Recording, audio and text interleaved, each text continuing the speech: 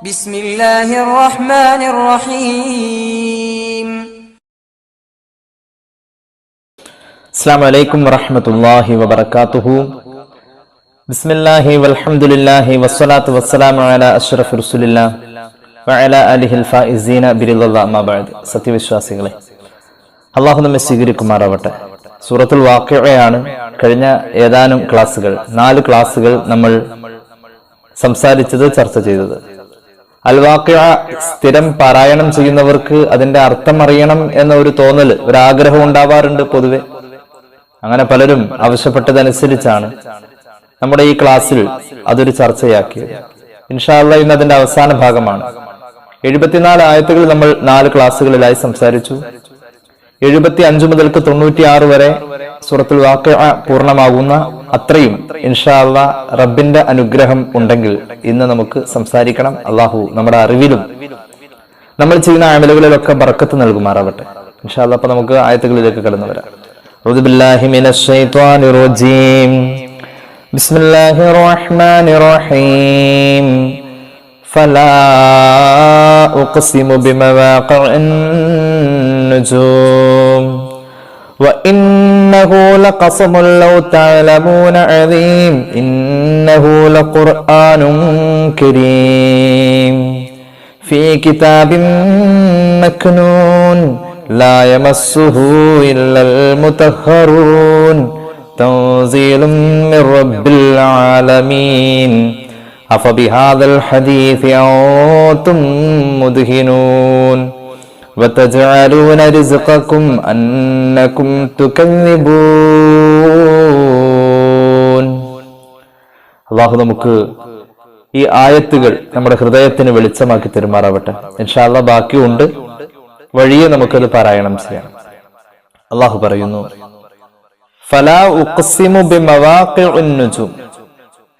തൊട്ടു മുന്നേ നമ്മൾ സംസാരിച്ചു വെച്ചത് സൂറത്തുൽ വാഖിഅയിലെ അതിപ്രധാനപ്പെട്ട 4 ചോദ്യങ്ങളാണ്. ആ 4 ചോദ്യങ്ങൾ ഒരു പ്രമേയമായി സത്യനിഷേധികളായ, പുനർജീവിതത്തെ നിഷേധിക്കുന്നവർക്ക് ഒരു ചിന്താ വിപ്ലവത്തിന് കാരണമായാണ് ഖുർആൻ സമർപ്പിക്കുന്നത്. ആ 4 ചോദ്യങ്ങൾ നമ്മുടെ ജീവിതത്തിലും ഉപകാരപ്പെടണം. റബ്ബ് ഭാഗ്യം നൽകുമാറാവട്ടെ. അപ്പൊ ആ 4 ചോദ്യങ്ങൾ ചർച്ച ചെയ്തു കഴിഞ്ഞതാണ്. പുനർജീവിതത്തെ നിഷേധിക്കുന്നവനോടാണ് അധികവും അത് ബന്ധിക്കുന്നത്. അവരോടാണ് ആ ചോദ്യങ്ങൾ ഉന്നയിക്കപ്പെട്ടിട്ടുള്ളത്. എന്നാൽ അള്ളാഹു സത്യം ചെയ്ത് പറയാണ്.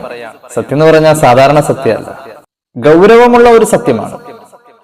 റബ്ബിന്റെ പ്രയോഗം തന്നെ ഫലാ ഉഖ്സിമു ബിമവാഖിഇൻ നുജൂം. നക്ഷത്രങ്ങൾ അസ്തമനം കൊള്ളുന്ന ഭാഗങ്ങളെ തന്നെയാണ് സത്യം. അള്ളാഹു സത്യം ചെയ്യാണ്.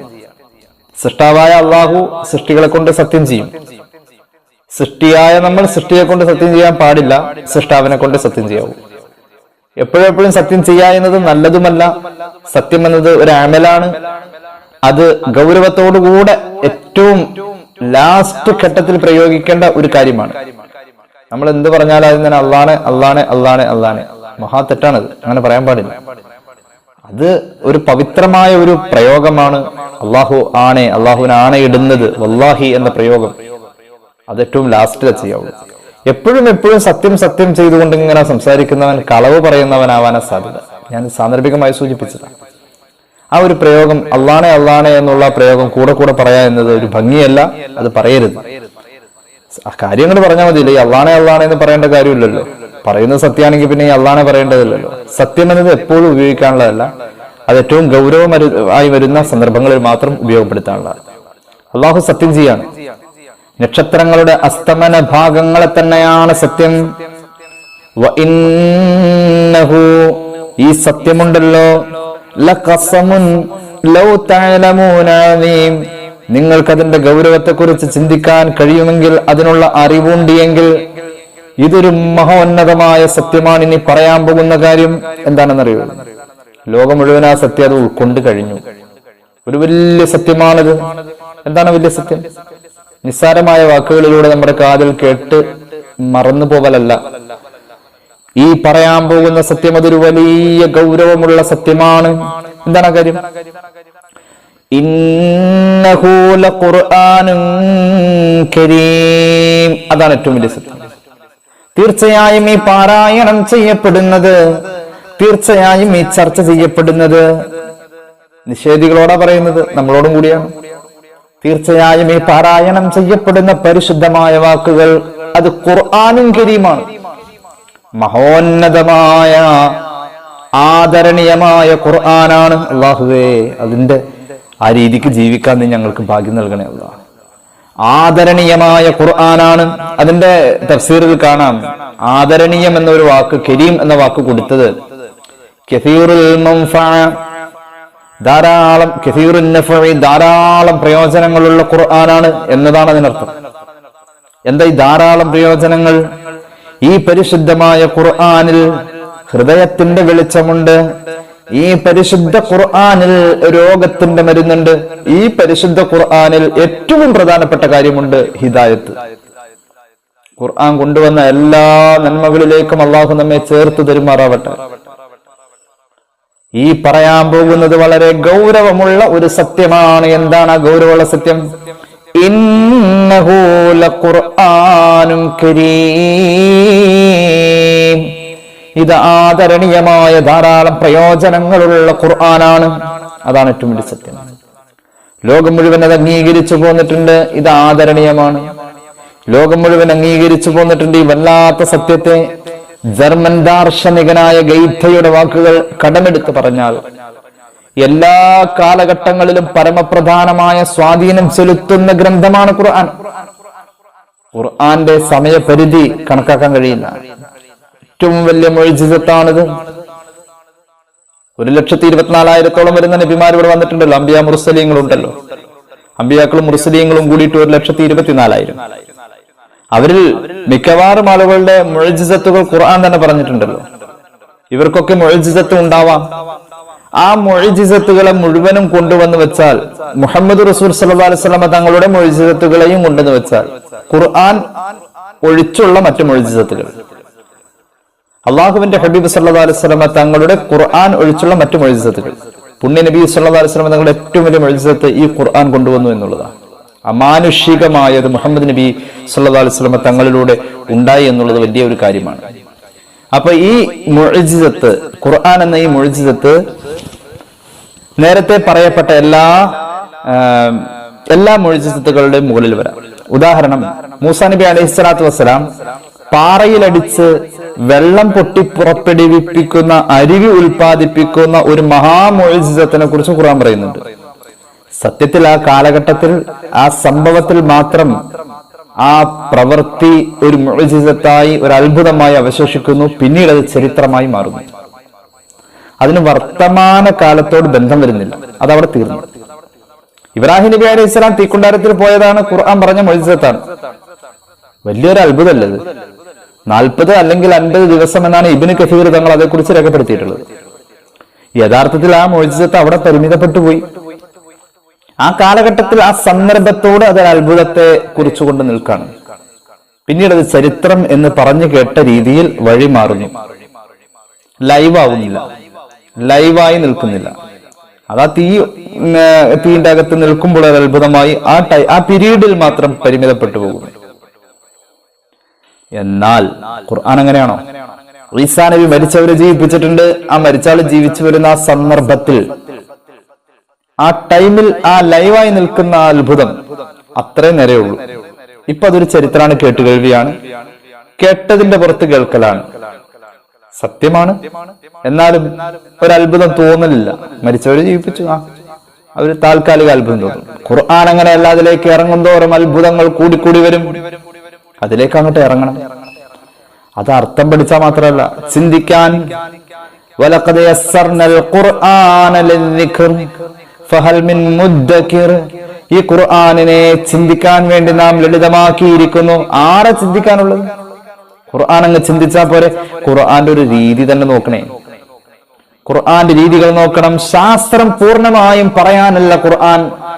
ശാസ്ത്രം പൂർണ്ണമായും പറയുന്നുണ്ടോ? ഖുർആൻ തുടങ്ങി വെച്ചിട്ട് പോകും. കാരണം ശാസ്ത്രം പറയാൻ വന്നതല്ല ഖുർആൻ. ഖുർആൻ വന്നത് ഹുദല്ലിൽ മുത്തഖീനാണ്, ഹുദൽ ലിന്നാസാണ്, ഹിദായത്ത് കൊടുക്കാൻ വന്നതാണ്. അപ്പൊ ശാസ്ത്രോ അതിന്റെ കൂടെ വരും. ഒരു ഉച്ച തിരിഞ്ഞുള്ള സമയം, ഉച്ച കഴിഞ്ഞുള്ള സമയം ഒരാളൊരു കുട ചൂടിയിട്ട് പോകുമ്പോ അയാളുടെ പിന്നാലൊരു നിഴല് വരുന്നുണ്ട്. അതിൽ വളരെ രസകരമായ നിഴലായിരിക്കും. അയാളുടെ രൂപത്തെക്കാളും ഭംഗിയുണ്ടാവും ആ കുട ചൂടി നിൽക്കുന്ന കുടയുടെ രൂപം. സത്യത്തിൽ അയാൾ പോകുമ്പോൾ അയാളുടെ കൂടെ ഈ ഭംഗിയുള്ള ഒരു നിഴല് ഉണ്ടായി വരാൻ വേണ്ടിയിട്ടല്ല അയാൾ കുട ചൂടിയിട്ടുള്ളത്. കുട ചൂടിയതിന്റെ ഉദ്ദേശം നിഴലുണ്ടാവില്ലല്ല. കുട ചൂടിയത് അയാൾക്ക് തണല് കിട്ടാനാണ്. ഖുർആൻ വന്നത് ശാസ്ത്രം പറയാനല്ല. എന്നാൽ ശാസ്ത്രം ഖുർആനിലുണ്ട് താനും. ശാസ്ത്രം ഖുർആന്റെ പുറകെ വരുന്നത്. ഖുർആൻ ഒരിക്കലും ശാസ്ത്രത്തിന്റെ പുറകെ പോകേണ്ട കാര്യമില്ല. അതുകൊണ്ടല്ലേ ഖുർആൻ തുടങ്ങി വെച്ചോളൂ, വശംസു തജ്രി ലിമുസ്തഖറിൻ ലഹാ. സൂര്യൻ അതിന്റെ മുസ്തഖറിൽ, അതിന്റെ ഭ്രമണപഥം അല്ലെങ്കിൽ അതിന്റെ സഞ്ചാരമാർഗത്തിൽ ഇങ്ങനെ ഒലിച്ചൊലിച്ച് സഞ്ചരിച്ചുകൊണ്ട് ഇങ്ങനെ മെല്ലെ മെല്ലെ നീങ്ങുന്നുണ്ട് കേട്ടോ എന്നാ ഖുർആൻ പറഞ്ഞു. മെല്ലെ മെല്ലെ തജ്രി വൽ ഖമറ ഖദ്ദർനാഹു മനാസില അല്ലേ. വശംസു തജ്രി ലിമുസ്തഖറിൻ ലഹാ. ഞാൻ അവിടെ ഓതി നിർത്തിയിരുന്നു, അതിന്റെ ബാക്കി പറഞ്ഞില്ല. ഒരായത്തിന്റെ ഒരു അരികിൽ കൊണ്ടുവന്ന് വെച്ചു. സൂര്യന്റെ സഞ്ചാരത്തെ കുറിച്ച് ഒരായത്തിന്റെ അരികിൽ വെച്ചു. ഒരായത്ത് പൂർണ്ണമായുമില്ല. എന്നാൽ ആയത്ത് പൂർണ്ണമായത്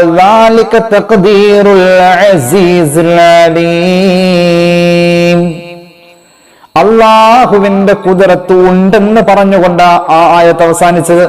സൂര്യൻ സഞ്ചരിക്കുന്നു എന്ന് പറഞ്ഞത് ആയത്തിന്റെ ഒരു അരികിൽ. ആയത്ത് പൂർണ്ണമാകുന്നത് അള്ളാഹുവിന്റെ കുദറത്ത് ഉണ്ടെന്ന് പറഞ്ഞു. അപ്പൊ അള്ളാഹുവിലേക്ക് എത്തിക്കാൻ അവിടെ ശാസ്ത്രം കൊണ്ടുവന്നു.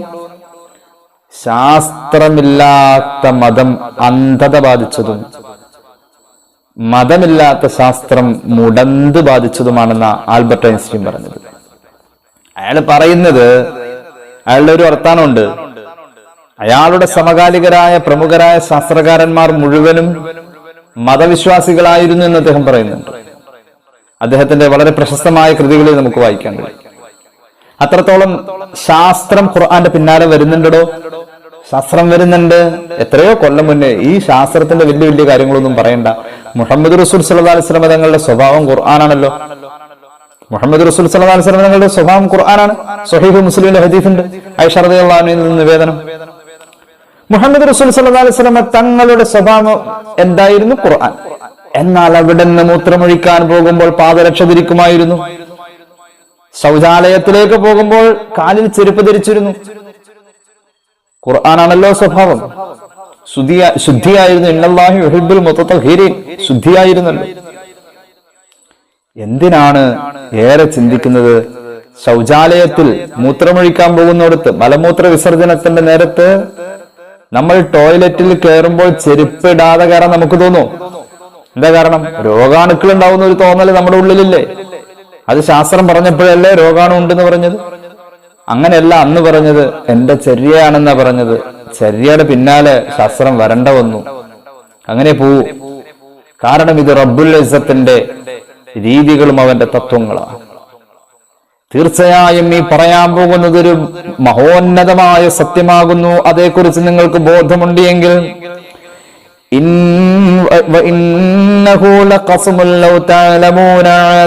നിങ്ങൾക്ക് അറിയുമെങ്കിൽ, നിങ്ങൾക്കതിന്റെ ഗൗരവം ഉൾക്കൊള്ളാനുള്ള വിവരമുണ്ട് എങ്കിൽ തീർച്ചയായും ഇനി പറയാൻ പോകുന്നത് ഒരു മഹോന്നതമായ സത്യമാണ്. എന്താണത്? ഇന്നഹു ലഖുർആനും കരീം. ധാരാളം പ്രയോജനങ്ങൾ ഉള്ള മഹോന്നതമായ ഖുർആനാണ് ഈ പാരായണം ചെയ്യപ്പെടുന്നത് എന്നതാണ് ആ മഹാസത്യം. കേട്ടോ. ഈ ഖുർആൻ എവിടെയാണെന്നറിയുമോ? അപ്പൊ ഈ ഖുർആൻ ശാസ്ത്രം പറഞ്ഞുകൊണ്ട് ഖുർആൻ തിളങ്ങി നിൽക്കല്ല ചെയ്യുന്നത്. ഖുർആൻ അള്ളാന്റെ കുദരത്ത് പറഞ്ഞുകൊണ്ട് ശാസ്ത്രം ഖുർആന്റെ പുറകെ വരുന്നു എന്ന് തെളിയിക്കാണ്. നിഴലാണ് ശാസ്ത്രം പുറകെ വരുന്നത്. പക്ഷെ അതിന്റെ യഥാർത്ഥ ബോഡിയാണ് ഖുർആൻ. ശാസ്ത്രം പുറകെ വരാതെ നിർവാഹമില്ല, വന്നേ പറ്റൂ. അള്ളാഹു പറയുന്നു, ഫീ കിതാബിൻ മക്നൂൻ. സുരക്ഷിതമായ ഒരു രേഖയിലാണ് ഖുർആൻ. ഇത് മാറ്റാനോ തിരുത്താനോ പറ്റൂലല്ലോ. ഇത് മാറ്റാനും തിരുത്താനും പറ്റൂല. മറ്റ് പല വേദങ്ങളൊക്കെ മാറ്റവും തിരുത്തൊക്കെ ചെയ്തിട്ടുണ്ട്. ഇത് പരിഭാഷ കൊടുക്കുന്നതിൽ പോലും പണ്ഡിതന്മാർ എതിർക്കാണ്. എന്നു ധാരാളം പരിഭാഷകൾ ഇറങ്ങിയിട്ടുണ്ട്. പരിഭാഷ ഇറങ്ങുന്നത് തെറ്റാണോ? പരിഭാഷയിൽ ഖുർആൻ പരിചയപ്പെടാൻ പറ്റൂല എന്ന നിലക്ക് ചിന്തിക്കുമ്പോൾ അത് പാടില്ലാത്തതല്ലേ. ഖുർആൻ പരിചയപ്പെടുത്താൻ അറബി കൊണ്ടേ പറ്റൂ. പിന്നെ തൽക്കാലമൊക്കെ പരിചയപ്പെടാം. ഖുർആനിൽ ഓരോ അക്ഷരത്തിനും ഓരോ ലക്ഷ്യമാണ്. ഇപ്പൊ നമ്മൾ കാണുന്നുണ്ട് യാ അയ്യുഹല്ലദീന ആമനു അല്ലേ, എത്ര സ്ഥലത്തുണ്ട് ഖുർആനിൽ. അതുപോലെ തന്നെ നമ്മൾ കാണാറുണ്ട് ജന്നാത്തുൻ തജ്രി മിൻ തഹ്തിഹൽ അൻഹാർ, ഏകദേശം 40-ലധികം സ്ഥലങ്ങളിലുണ്ട്. അലിഫ് ലാം മീം എത്ര സ്ഥലത്തുണ്ട്? ഒന്നിലധികം സ്ഥലങ്ങളിലുണ്ട്. ഒരുപാട് ആയത്തുകൾ ഇങ്ങനെ ഉണ്ട്. അതുപോലെ തന്നെ ഫബിഅയ്യി ആലാഇ റബ്ബികുമാ തുകദ്ദിബാൻ, എത്ര സ്ഥലങ്ങളിലാണ് ഉള്ളത്? ഒരു അധ്യായത്തിൽ തന്നെ ഏറ്റവും കൂടുതൽ ആ ആയത്താണ്. എനിക്ക് തോന്നുന്നു ഖുർആനിൽ ഏറ്റവും കൂടുതലുള്ള ആയത്ത് അതായിരിക്കുന്നു, ആ ഒരു ആയത്ത്. അപ്പോ ഈ ഫബിഅയ്യി ആലാഇ റബ്ബികുമാ തുകദ്ദിബാൻ എന്ന് പറയുന്ന ഒരു ആയത്ത് ഖുർആനിൽ ആ അധ്യായത്തിൽ തന്നെ എത്ര പ്രാവശ്യം വന്നിരിക്കുന്നു? എല്ലാത്തിനും ഒരു അർത്ഥമാണോ ഉള്ളത്? പ്രത്യക്ഷത്തിൽ ഒരു അർത്ഥമായിരിക്കും, പക്ഷേ ഓരോ ഫബിഅയ്യി ആലാഇക്കും ഓരോ ലക്ഷ്യം അല്ലാഹു വെച്ചിട്ടുണ്ട്. നമുക്കറിയില്ല. നമ്മെ സംബന്ധിച്ചിടത്തോളം ഈ ഹോമിയോ ഗുളിക കാണുന്ന പോലെ. ഹോമിയോ ഗുളിക നമുക്കെല്ലാവർക്കും സുപരിചിതമാണല്ലോ. ഹോമിയോ ഗുളിക അതില് എല്ലാം ഒരുപോലെ ഇരിക്കാം, എല്ലാത്തിന്റെ ടേസ്റ്റ് ഒരുപോലെ. ഇത് ഓരോന്നും ഓരോ രോഗങ്ങൾക്കുള്ളതാണ് എന്ന പോലെ നമുക്ക് തിരിച്ചറിയാൻ കഴിയുന്നില്ല. ആ വിഷയത്തിൽ തിരിച്ചറിയാൻ കഴിയാത്ത നമ്മളാണ് ഖുർആനിൽ ആവർത്തനം ഉണ്ടെന്ന് പറയാൻ പോണ. ഖുർആനിൽ ആവർത്തനമില്ല, ഇതൊന്നും എന്റെ വക ഞാൻ പറയാനില്ല. മഹാനായ ഇമാം ഫഖ്റുദ്ദീൻ റാസി തഫ്സീറുൽ കബീറിൽ പറയുന്നുണ്ട് ഖുർആനിൽ ആവർത്തനം ഇല്ല, ഖുർആൻ ആവർത്തിക്കൂല. ഓരോന്നിനും ഓരോ ലക്ഷ്യമുണ്ട്, ഓരോന്നിനും ഓരോ ലക്ഷ്യമുണ്ട്. അള്ളാഹു വെറുതെ ഒന്നും പറയൂല. ഖുർആൻ അത്ഭുതമാണ്. ഈ ഖുർആൻ എന്നിട്ട് ഇത്രയും ഫബിഅയ്യി ആലാഇ എന്തിനാ? ഇത് റിപ്പീറ്റിംഗ് അല്ലേ? ഖുർആൻ മൂജസാണല്ലോ. ഒന്ന് പറഞ്ഞിട്ട് ഒന്നിലധികം ഉദ്ദേശിക്കപ്പെടുന്ന അർത്ഥവ്യാപ്തിയിലേക്കും വ്യാകരണത്തിലേക്കും വിശാലതയിലേക്കും പോകേണ്ട ഗ്രന്ഥം മൂജസാണ്. വാക്കുകൾ ചുരുങ്ങി, അക്ഷരം ചുരുങ്ങി, അർത്ഥം വികസിക്കുന്ന, ആശയം വിപുലമായി വരുന്ന ഒരു പ്രക്രിയയിൽ പാരായണം ചെയ്യപ്പെടുകയും പഠിക്കപ്പെടുകയും ചെയ്യുന്ന ഗ്രന്ഥമാണ് ഖുർആൻ. എന്നിട്ടും ഖുർആനിൽ ആവർത്തനമുള്ളത് കൊണ്ട് കുറെ കാലം ഒഴിവാക്കിയ അതിന്റെ വെയിറ്റും അതിന്റെ കട്ടിയൊക്കെ ഒന്നും അവിടെ കുറയ്ക്കായിരുന്നു. അങ്ങനെ ഉണ്ടോ? ഇല്ല. എന്താ കാരണം? ഖുർആനിൽ ആവർത്തനമില്ല. പിന്നെ നമ്മൾ കാണുന്ന ആയത്തുകളൊക്കെ ആവർത്തിച്ചോ? എടോ, അത് നമ്മുടെ കാഴ്ചയിലേ ഉള്ളൂ. ഓരോ ആയത്തിനും ഓരോ ലക്ഷ്യം അള്ളാഹു വെച്ചിരിക്കുന്നത്. അതുകൊണ്ട് ഈ ഖുർആനിൽ ഇനി ഒന്നും കൂട്ടാനുമില്ല, ഇതിൽ നിന്നൊന്നും കളയാനുമില്ല. ഇതിൽ നിന്നും ഒന്നും കൂട്ടാനുമില്ല, ഇതിൽ നിന്നും കളയാനുമില്ല. നമ്മൾ ചിന്തിക്കുന്നു ഒരുപാട് ആയത്തുകൾ ഇങ്ങനെ ആവർത്തിച്ച് വന്നല്ലോ, അപ്പോ എന്തൊക്കെയോ എവിടേക്കോ ഒരു ആവർത്തനം അല്ലേ? ഇല്ല. ഈ ഖുർആനിനെ ഞാൻ പതിറ്റാണ്ടുകളോളം നിശിതമായി നിരീക്ഷിക്കുകയും നിരൂപണ വിധേയമാക്കുകയും ചെയ്തിട്ടുണ്ട്. പക്ഷെ എനിക്ക് ഒരു തെറ്റും കാണാൻ കഴിഞ്ഞിട്ടില്ല. ആര് പറഞ്ഞു? മോറിസ് ബുക്കായി പറയുന്നുണ്ട്. പല വേദങ്ങളെയും സമാനമായ പഠനത്തിന് അദ്ദേഹം കൊണ്ടുവന്നിട്ടുണ്ട്. അദ്ദേഹം പറയുന്നത് എനിക്കൊരു ചെറിയ ന്യൂനത പോലും ഈ ഖുർആനിൽ കാണാൻ കഴിഞ്ഞിട്ടില്ല. I had to stop. എന്റെ നിരീക്ഷണവും എന്റെ പഠനവും ഞാൻ നിർത്തിവെക്കേണ്ടതുണ്ട്. എന്നോട് തന്നെ ചോദിച്ചു ഞാൻ, 7-ാം നൂറ്റാണ്ടിനോടടുത്ത കാലഘട്ടത്തിൽ ആ മനുഷ്യന് ഇത് എങ്ങനെ പറയാൻ കഴിഞ്ഞു എന്ന. അത്യന്താധുനിക ശാസ്ത്ര മികവ് പുലർത്തി നിൽക്കുന്ന സൈദ്ധാന്തിക മണ്ഡലത്തിൽ ഖുർആൻ തന്നെ ഒന്നാമത് നിൽക്കാണ്. ഇതെങ്ങനെ പറയാൻ അന്ന് ആ മനുഷ്യന് കഴിഞ്ഞു എന്ന് ഞാൻ എന്നോട് തന്നെ ചോദിച്ചു എന്നാ മോറിസ് ബുക്കായി പറയുന്നത്. അദ്ദേഹത്തിന്റെ the Quran, the Bible and the science എന്ന് പറയുന്ന ഗ്രന്ഥം എന്നാണ് അതിന്റെ പേരെന്ന് എനിക്ക് തോന്നുന്നു. ആ ഗ്രന്ഥത്തിൽ ഇത് വളരെ വിശാലമായി അദ്ദേഹം ചർച്ച ചെയ്യുന്നുണ്ട്. ഇപ്പൊ പലർക്കും പിടികൊടുക്കാതെ പോകുന്നു ഖുർആൻ. അള്ളാഹു പറയുന്ന ഇത് തിരുത്താനില്ല, ഇത് പൊളിക്കാനില്ല. അള്ളാഹുവിന്റെ ഖുർആൻ ലാ തബ്ദീല ലി കലിമാത്തില്ല. അള്ളാഹുവിന്റെ കലിമത്തിന് ഇനി ഒരു മാറ്റം വരുത്താനില്ല. എല്ലാ ഇതിലുണ്ട്. ഫീ കിതാബിൻ മക്നൂൻ, സുരക്ഷിതമായ ഒരു രേഖയിലാണ് ഖുർആൻ ഉള്ളത്. ലാ യമസ്സുഹു ഇല്ലൽ മുതഹ്ഹറൂൻ, ശുദ്ധി ഉറപ്പുള്ളവർക്കല്ലാതെ ഇത് സ്പർശിക്കാൻ അവകാശമില്ല. ശുദ്ധി വേണം. ആ വിഷയത്തിൽ ശ്രദ്ധിക്കണം. അശുദ്ധിയോടുകൂടെ രണ്ടശുദ്ധിയും ഖുർആൻ തൊടുന്നതിന് നമുക്ക് തടസ്സമാണ്. ചെറിയ അശുദ്ധിക്കാരന് ഖുർആൻ പാരായണം ചെയ്യാം, കാണാതെ പാരായണം ചെയ്യാം. വലിയ അശുദ്ധിക്കാരന് അതും പറ്റൂല. ശുദ്ധിയില്ലാതെ തൊടാൻ പറ്റൂല. നമ്മുടെ ചില അശ്രദ്ധകൾ കൊണ്ട് അവിടെ ഇരിക്കുന്ന മുസാഫിർ നീക്കി വെക്കുക എന്ന് പറഞ്ഞിട്ട് അങ്ങോട്ട് വന്ന വലിയ ശുചായിയായി അങ്ങ് എടുത്തു വെക്കുക, മാറ്റി വെക്കുക. പോയി ഒളു എടുത്തിട്ട് വന്ന് തൊട്ടാ മതി. റബ്ബ് പറഞ്ഞത് ഇവിടെ പറഞ്ഞിരിക്കുന്ന ലാ യമസ്സുഹു എന്നതിലുള്ള ലാമ് അത് നിരോധനത്തിന്റെ സൂചനയാണ്. ശുദ്ധിയില്ലാത്തവർ ഇത് സ്പർശിക്കാൻ പാടില്ല. തൻസീലും മിർ റബ്ബിൽ ആലമീൻ. ഈ പരിശുദ്ധ ഖുർആൻ അല്ലാഹുവിന്റെ തൻസീലാകുന്നു. അവതരണം എന്നാ പറയാ. മലയാളത്തിൽ പരിചയപ്പെടുത്താൻ മലയാളത്തെ തന്നെ പറ്റുന്നില്ല, പിന്നെയാണോ റബ്ബിന്റെ കലാമിനെ? എടോ, നിന്റെ ഭാഷയായ മലയാളത്തെ തന്നെ നിനക്ക് മലയാളത്തിൽ പറയാൻ പറ്റൂല. എത്രയോ മലയാള വാക്കുകളുടെ അർത്ഥം നമുക്ക് പറയാൻ കിട്ടാതെ വരുന്നു. അപ്പോഴാണ് വൈകല്യങ്ങൾ നിറഞ്ഞുകൊണ്ടിരിക്കുന്ന ഈ ഭാഷ റബ്ബിന്റെ ഭാഷയ്ക്ക് ബദലായി പരിഭാഷയായിട്ട് വരാം. താൽക്കാലികമായി പരിചയപ്പെടാൻ ഖുർആൻ മലയാള പരിഭാഷയും മറ്റു പരിഭാഷകളൊക്കെ ഉപയോഗിക്കുന്നിടത്ത് ഇസ്ലാമിനെ വിമർശിക്കുന്നവർ ആയുധം കണ്ടെത്തി. അല്ലെങ്കിലും ഇസ്ലാം തീവ്രവാദമാണെന്ന് പറയുന്ന സൈറ്റുകളിലും യൂട്യൂബ് ചാനലുകളിലും അവർ ഉദ്ധരിക്കുന്ന പ്രാമാണികത നമ്മുടെ ഈ പരിഭാഷകളുടെ ഗ്രന്ഥങ്ങൾ തന്നെയാണ്. പരിഭാഷകൾ എന്ന് വർദ്ധിച്ചോ അന്ന് മുതൽക്കാണ് ഈ മതത്തെ തെറ്റിദ്ധരിക്കുന്ന ഒരവസ്ഥയിലേക്ക് പൊതുസമൂഹം വന്നു തുടങ്ങിയത്. കുറ്റപ്പെടുത്തല്ല, ഒരു നിലക്ക് അതുകൊണ്ട് ഉപകാരം പ്രതീക്ഷിച്ചാ ചെയ്തിട്ടുള്ളത്.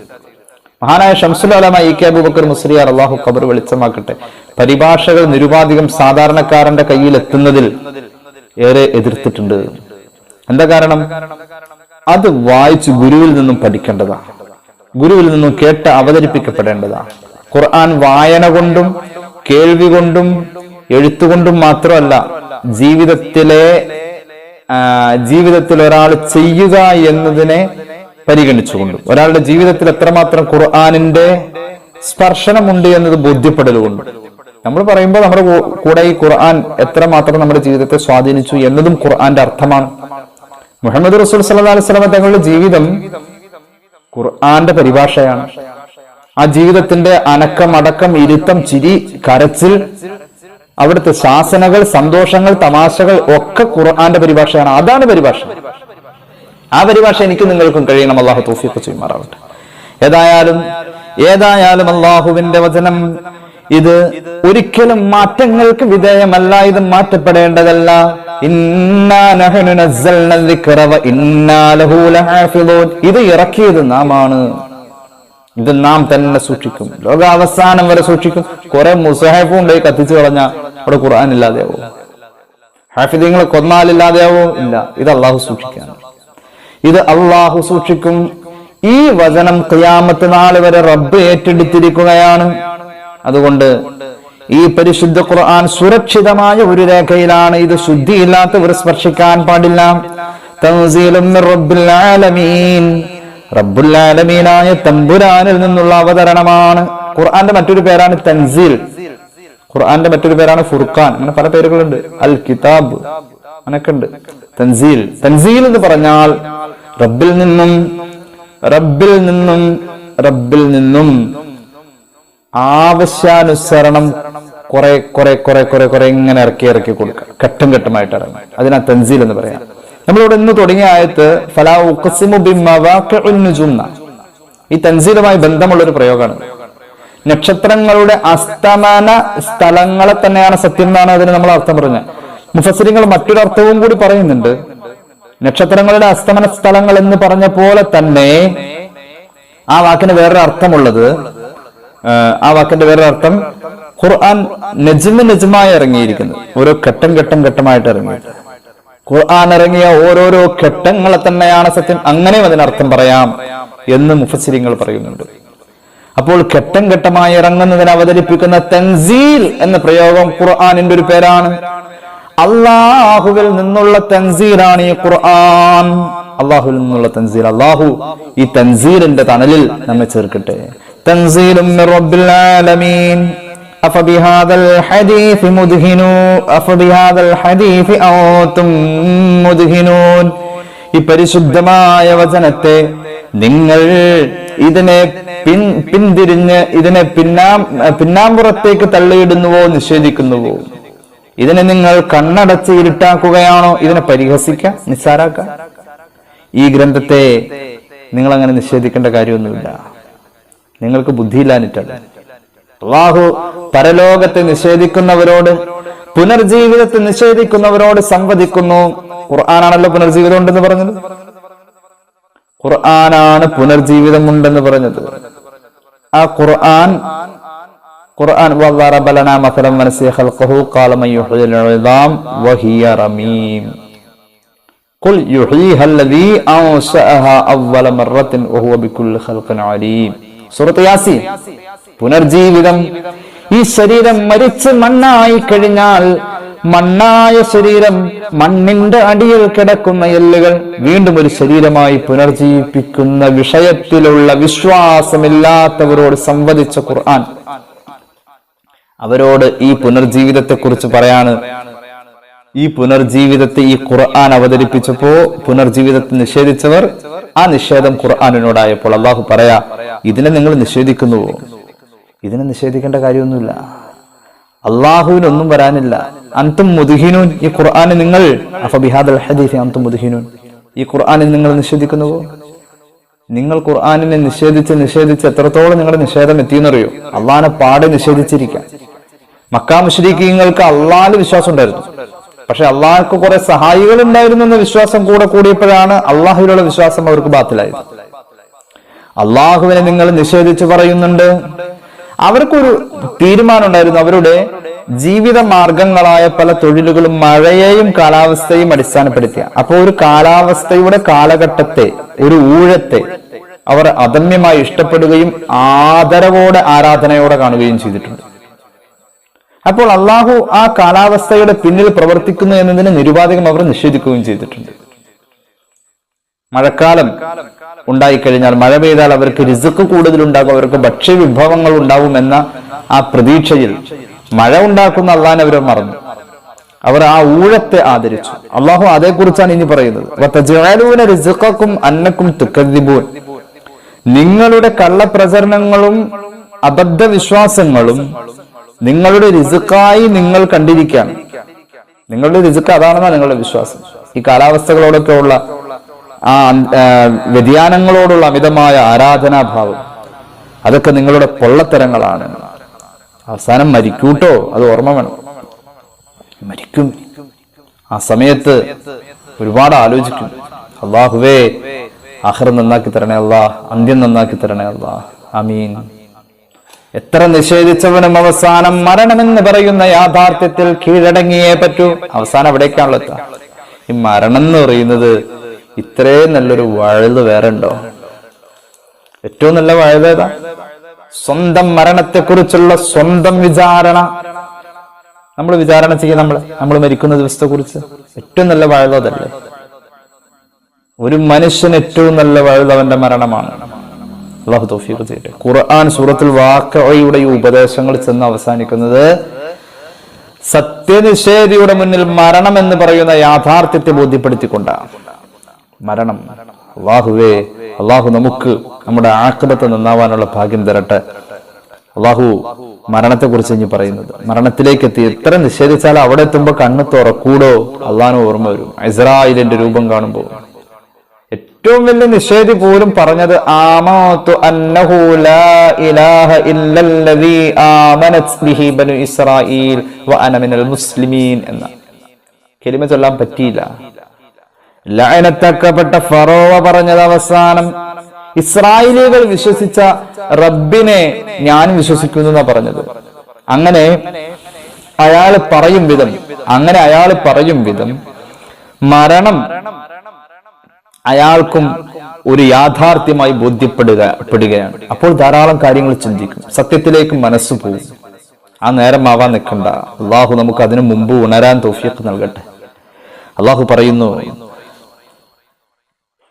ഫലൗലാ ഇദാ ബലഗത്തിൽ ഹുൽഖൂം ആത്മാവ് തൊണ്ടക്കുഴിയിൽ എത്തുമ്പോൾ, ആത്മാവ് ഓരോ ശരീരത്തിന്റെയും തൊണ്ടക്കുഴിയിൽ എത്തുമ്പോൾ, അപ്പൊ ആത്മാവ് യഥാർത്ഥത്തിൽ അവിടെ എത്തിയിട്ടില്ല. ആത്മാവ് ഇപ്പൊ എവിടെയോ ആണ്, അല്ലെ? ഹദീസിൽ കാണാം, ആത്മാവ് തൊണ്ടക്കുഴിയിലേക്ക് ഓടി അങ്ങ് വരൂല.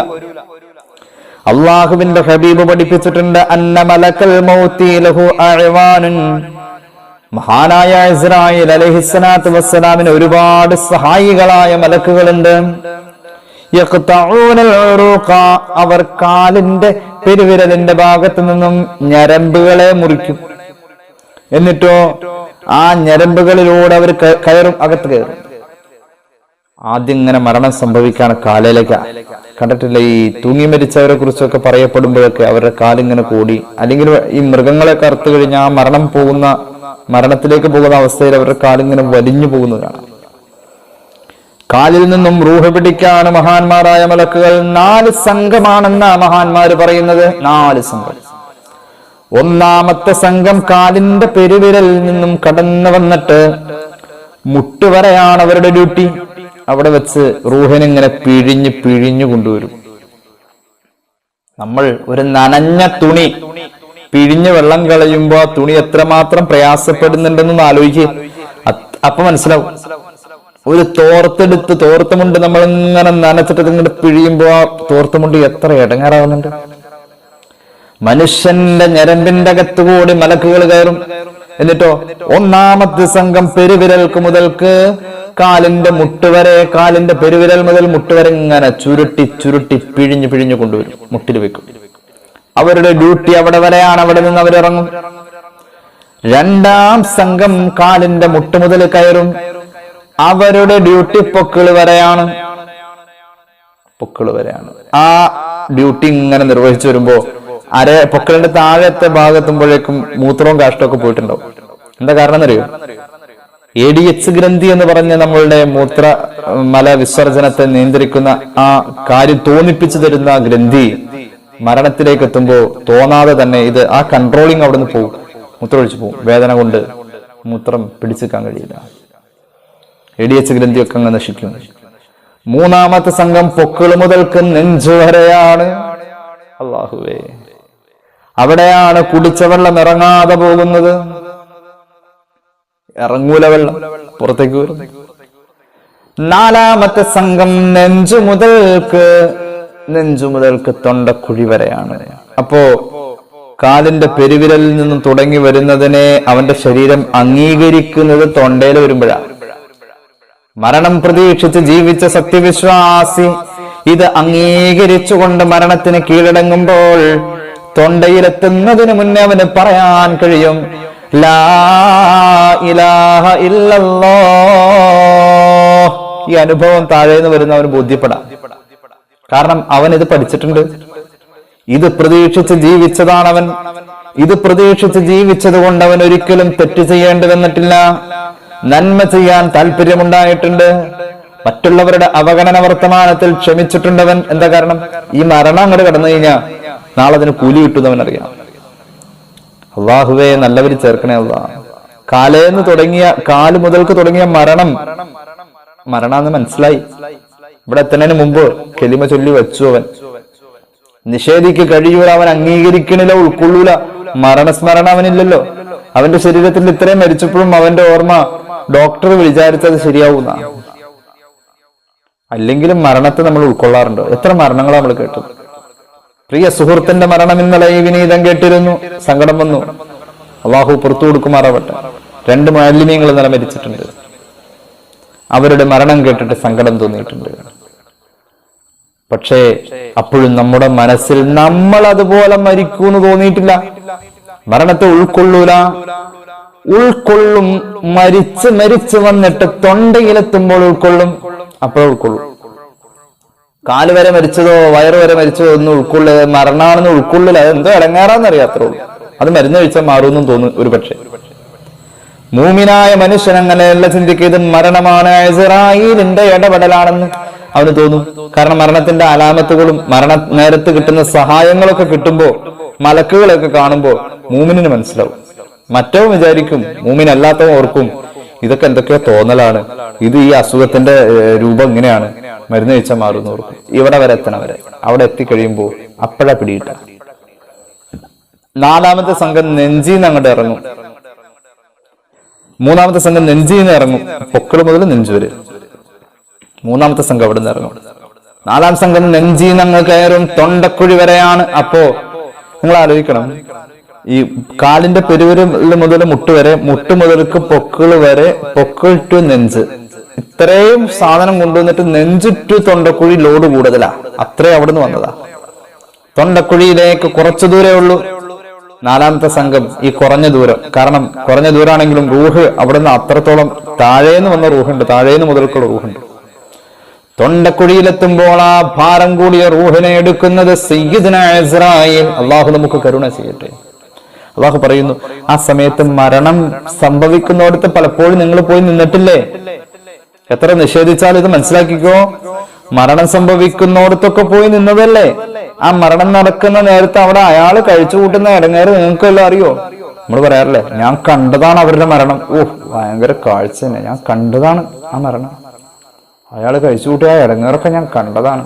ഒന്നും കണ്ടിട്ടില്ല നമ്മളൊന്നും കണ്ടിട്ടില്ല. ഒരാള് മരിക്കുന്നത് ഇങ്ങനെ കണ്ടുകൊണ്ടിരിക്കുകയാണ് നമ്മൾ.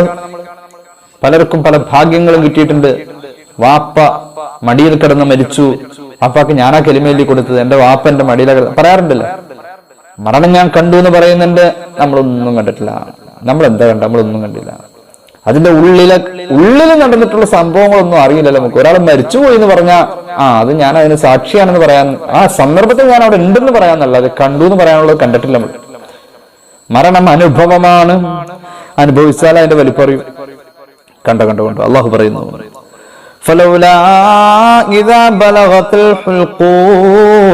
തൊണ്ടക്കുഴിയിലേക്ക് ആത്മാവ് എത്തിക്കഴിഞ്ഞാൽ, ആത്മാവ് തൊണ്ടക്കുഴി വരെ എത്തുന്ന 4 ഘട്ടം പറഞ്ഞു കഴിഞ്ഞു.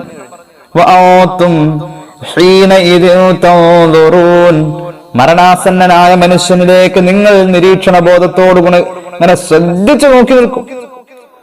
നിങ്ങൾ പറയും, ഞങ്ങൾ ആ മരണം കണ്ടു. നിങ്ങൾക്ക് അതിന്റെ ഉള്ളിലെ അവസ്ഥ അറിയില്ല. നിങ്ങൾ തൊട്ടടുത്ത് നിൽക്കുകയാണ്, എന്നാലും നിങ്ങൾക്ക് അതിന്റെ പൂർണ്ണത കാണാൻ കഴിയുന്നില്ല. നിങ്ങളെക്കാൾ കൂടുതൽ ആ മരണാസന്നനായ മരണം അനുഭവിക്കുന്ന മനുഷ്യനോട് അടുത്ത് നിൽക്കുന്നത് നാമാണ്. ഞാനാണ് അവനെ കുറിച്ച് കൂടുതൽ അറിയുന്നത്. വലാകിൻ എന്നാലും ലാ തുബ്സിറൂൻ, നിങ്ങൾ ആ മരണത്തെ കാണുന്നില്ലല്ലോ. നിങ്ങൾ കാണേണ്ട പോലെ കണ്ടിട്ടില്ലത്, നിങ്ങൾ കാണേണ്ട പോലെ കണ്ടിട്ടില്ല. ഫലൗലാ ഇൻ കുൻതും ഗൈറ മദീനീൻ, അല്ലാഹു പറയുന്നു, പുനർജീവിതം നിങ്ങൾ നിഷേധിച്ചവരല്ലേ.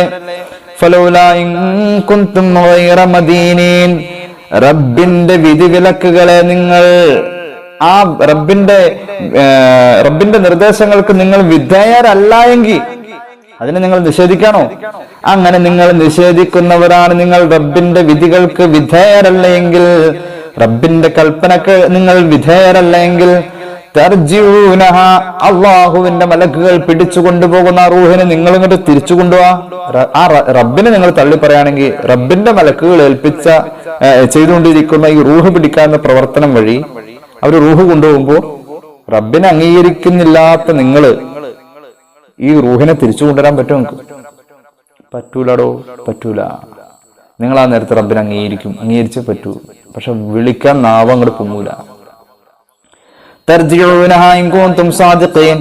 പുനർജീവിതമില്ല എന്ന് പറഞ്ഞ നിങ്ങളുടെ ആ പ്രസ്താവനയിൽ നിങ്ങൾ സത്യസന്ധരാണ് എങ്കിൽ, റബ്ബിനെ നിഷേധിച്ച നിഷേധത്തിൽ നിങ്ങൾ ഉറച്ചു നിൽക്കുന്നുവെങ്കിൽ, റബ്ബിന്റെ മലക്കുകൾ എടുത്ത റൂഹിനെ നിങ്ങൾക്ക് തിരിച്ചു കൊണ്ടുവരാൻ പറ്റുമോ? പറ്റൂല, നിങ്ങൾക്ക് പറ്റൂല. ഫലൗലാ ഇൻ കുൻതും ഗൈറ മദീനിൻ തർജിഊനഹാ ഇൻ കുൻതും സാദിഖീൻ ഫഅമ്മാ ഇൻ കാന മിനൽ മുഖറബീന. അല്ലാഹുവേ, എന്തൊരു രസകരമായ അവതരണമാണ് സൂറത്തുൽ വാഖിഅ. നമ്മൾ ആദ്യം പറഞ്ഞു, സൂറത്തുൽ വാഖിഅയുടെ തുടക്കം പറഞ്ഞു, ഇത് പ്രധാനമായും 3 കാറ്റഗറിയിലുള്ള ആളുകളെയാണ് പരിചയപ്പെടുത്തുക. നിങ്ങൾ 3 കാറ്റഗറിയിലെ മനുഷ്യന്മാരാണെന്ന് സൂറത്തുൽ വാഖിഅ ആദ്യം പറയുന്നുണ്ട്. ഒന്നാമത്തെ വിഭാഗം മുഖറബീങ്ങളാണ്. മുഖറബീങ്ങളായ ആളുകൾ സുല്ലത്തും മിനൽ അവ്വലീൻ വ ഖലീലും മിനൽ ആഖിരീൻ. മുഖറബീങ്ങളായ ആളുകൾ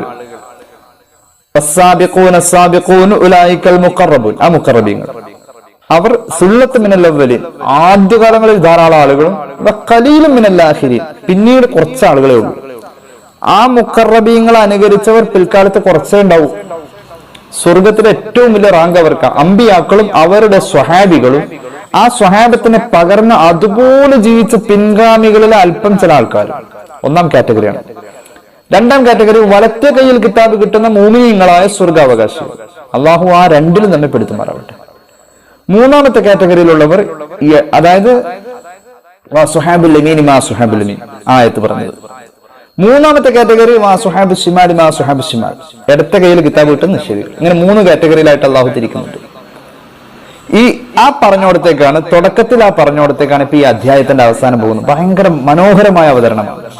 അള്ളാഹു തആല പറയുന്നു ഇനിയുള്ള ആയത്ത്, فأما إن كان من المقربين فروح وريحان وجنة نعيم وأما إن كان من أصحاب اليمين فالسلام لك من أصحاب اليمين وأما إن كان من المكذبين الضالين فنزل من حميم وتصلية جحيم إن هذا لهو حق اليقين فسبح باسم ربك العظيم سبحان الله വൽഹംദുലില്ലാഹി വലാ ഇലാഹ ഇല്ലല്ലാഹു വല്ലാഹു അക്ബർ. അല്ലാഹു നമുക്ക് ബർക്കത്ത് ചെയ്യുമാറാവട്ടെ. അല്ലാഹു പറയുന്നു, വീണ്ടും ആ തുടങ്ങിയവരത്തേക്ക് തന്നെ പോകാം. ഫഅമ്മാ ഇൻ കാന മിനൽ മുഖറബീൻ, ആ മരിച്ചു പോകുന്ന ആള് മുഖറബീങ്ങളിൽപ്പെട്ട മഹാനാണ് എങ്കിൽ ഫറൗഹും വറൈഹാനും, അവന് ആശ്വാസവും സുഖസമ്പൂർണമായ ജീവിതവുമുണ്ട്. വജന്നത്തു നഈം, സന്തോഷകരമായ സ്വർഗത്തിന്റെ തോപ്പുകളുണ്ട്. വഅമ്മാ ഇൻ കാന മിന സുഹാബിൽ യമീൻ, അങ്ങനത്തെ ഒന്നാം കാറ്റഗറിക്കാരനല്ല ഇനി അവൻ വഫാത്തായത് മരിച്ച ആ മനുഷ്യനുണ്ടല്ലോ. രണ്ടാം കാറ്റഗറിയിൽപ്പെട്ട സാധാരണ മൂമിനായ മനുഷ്യനാണ്, വലത്തെ കയ്യിൽ കിതാബ് കിട്ടുന്ന യോഗ്യതയുള്ള മഹാനാണ് എങ്കിൽ ഫസ്സലാമുൽ ലക, അവനോട് പറയാ നിനക്ക് രക്ഷയുണ്ടാവട്ടെ എന്ന് സ്വർഗത്തിൽ. ഇല്ലാ ഖീലൻ സലാമൻ സലാമാ എന്ന് പറഞ്ഞില്ലേ, അങ്ങോട്ട് തന്നെ പിന്നെയും പറഞ്ഞു നിനക്ക് രക്ഷയുണ്ടാവട്ടെ, സലാമുണ്ടാവട്ടെ. സ്വർഗത്തിൽ എപ്പോഴും കേൾക്കുന്ന അനുഗ്രഹീതമായ വർത്തമാനമാണ്. മലക്കുകൾ സലാം പറയാ, മുഅ്മിനീങ്ങൾ സലാം പറയാ, അള്ളാഹുവിന്റെ സലാം കിട്ടാം. അള്ളാഹു ഭാഗ്യം തരട്ടെ.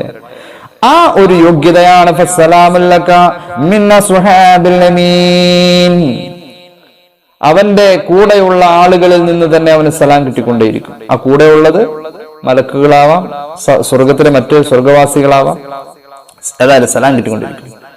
മൂന്നാമത് പറഞ്ഞ നിർഗുണരുണ്ടല്ലോ, അമ്മാ ഇൻ കാന മിനൽ മുകദ്ദിബീന അദ്ദാല്ലീൻ, വഴിവിളച്ചു പോയ മുകദ്ദിബീങ്ങളായ ആളുകളുണ്ടല്ലോ, ഫനുസുലും മിൻ ഹമീം, അല്ലാഹു അവരെ കളിയാക്കാം.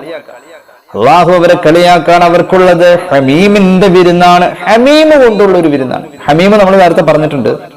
ഹമീം എന്ന് പറഞ്ഞാൽ ദ്രാവക അവസ്ഥയിൽ ഒരു പദാർത്ഥം ചൂട് പിടിച്ചാൽ എത്ര ചൂട് പരമാവധി കൊണ്ടാൽ അതിന്റെ ദ്രാവകാവസ്ഥയ്ക്ക് മാറ്റം വരാതെ നിലനിൽക്കുന്നുവോ അങ്ങനത്തെ ഒരു പദാർത്ഥം ഉണ്ടെങ്കിൽ അത് ലോകത്ത് ഹമീമിനെ പോലെ വേറൊന്നുമില്ല. അത്ര ചൂട് പിടിക്കുന്ന ഒരു ദ്രാവകം, വൃത്തികെട്ട ചെലവും ചീഞ്ചലും ഒക്കെ കൊണ്ട് വൃത്തികെട്ട ദുർഗന്ധമുള്ള ഹമീമ്. ഹമീമ് കുടിക്കുമ്പോൾ ആന്തരിക അവയവങ്ങൾ മുറിഞ്ഞു പോകും, ഭ്രഷ്ടഭാഗത്തു കൂടി ഒലിച്ച് പുറത്തേക്ക് പോകും. ഹമീമ് കുടിക്കുമ്പോൾ രോമത്തിൽ കൂടെ പുറത്തേക്ക് വരും. അത്രത്തോളം ചൂട് കൂടുതൽ ഹമീമ്. ആ ഹമീമ് കൊണ്ടുള്ള വിരുന്നാണ് ഇടം കയ്യിൽ കിതാബ് കിട്ടുന്ന ഈ നിഷേധികൾക്ക് വെച്ചിട്ടുള്ളത്. പിന്നെ അവർക്ക് കൊടുക്കുന്ന ഏറ്റവും വലിയ അംഗീകാരം നരകത്തിലേക്കിട്ട് മുക്കിയെടുക്കുക, നരകത്തിലേക്കുള്ള പ്രവേശനമാണ്. ഇന്നഹാദാ, ഈ പറയുന്ന വിശ്വാസപരമായ കാര്യങ്ങളൊക്കെ ഉണ്ടല്ലോ, ലഹുവ ഹഖുൽ യഖീൻ, ഇത് ഉറപ്പുള്ള സത്യവാക്കുകളാണ്, ഹക്കാണ്. ഇപ്പൊ നമ്മുടെ നാട്ടിൽ ഏറ്റവും നന്നായിട്ട് സത്യം പറയുന്ന വിശ്വസ്തനായ ഒരു മനുഷ്യൻ പറയാണ്, തീയെ തൊട്ട പൊള്ളൂട്ടോ എന്ന് പറയാണ്. നമുക്കറിയാതെ എന്നാൽ ഒരാൾ പറയാണ്, നമുക്ക് അങ്ങനെ ഒരു അറിവില്ലെന്ന് തന്നെ വെക്കാം. തീയൽ തൊട്ടാൽ പൊള്ളും എന്ന അറിവ് നമുക്കില്ലാന്ന് വെക്കാം. സത്യസന്ധനായ ഒരു മനുഷ്യൻ പറയാണ്, തീയെ തൊട്ട പൊള്ളും. വേണ്ട, തീയെ തൊട്ട പൊള്ളുന്നു വേണ്ട. ഒരു കുപ്പിയിൽ കുറച്ച് ആസിഡ് ഇരിക്കുകയാണ്, അയാൾ പറയാണ്, സത്യസന്ധനായ വിവരമുള്ള നല്ല മുത്തക്കയായ മനുഷ്യൻ പറയാണ്, അത് ആസിഡാണ്, അതേ തൊട്ട പൊള്ളും. അപ്പൊ നമ്മൾ നോക്കിയപ്പോ മിനറൽ വാട്ടർ പോലെ ഇരിക്കുന്നുണ്ട്. സത്യം അദ്ദേഹം പറഞ്ഞു, ഹക്ക് പറഞ്ഞു, അതേ തൊട്ട പൊള്ളൂന്ന്. ഇവിടെ ഖുർആൻ പറഞ്ഞത് ലഹുവ ഹഖുൽ യഖീൻ. ഹഖ് എന്ന് പറഞ്ഞാൽ അതുപോലത്തെ ഒരു സത്യസന്ധനായ മനുഷ്യൻ നമുക്കൊരു വിവരം തന്നാൽ വിവരം ബോധ്യപ്പെട്ടാൽ അത് ഹഖ് എന്ന് പറയും. എന്നാൽ ബോധ്യപ്പെട്ട് നമുക്ക് അത് സംശയം, അദ്ദേഹം പറഞ്ഞ ശരിയാണ്, ആസിരാണ്, തൊട്ടാൽ പൊള്ളു എന്ന് പറഞ്ഞാൽ ഒരു തർക്കമല്ല. പക്ഷെ നമ്മൾ പോയി ഒന്ന് തൊടിയിച്ചു നോക്കിയപ്പോൾ നമുക്ക് പൊള്ളൽ അനുഭവപ്പെട്ടു. ആ അനുഭവപ്പെട്ട അറിവും അയാൾ പൊള്ളും എന്ന് പറഞ്ഞ അറിവും തമ്മിൽ വ്യത്യാസമുണ്ട്.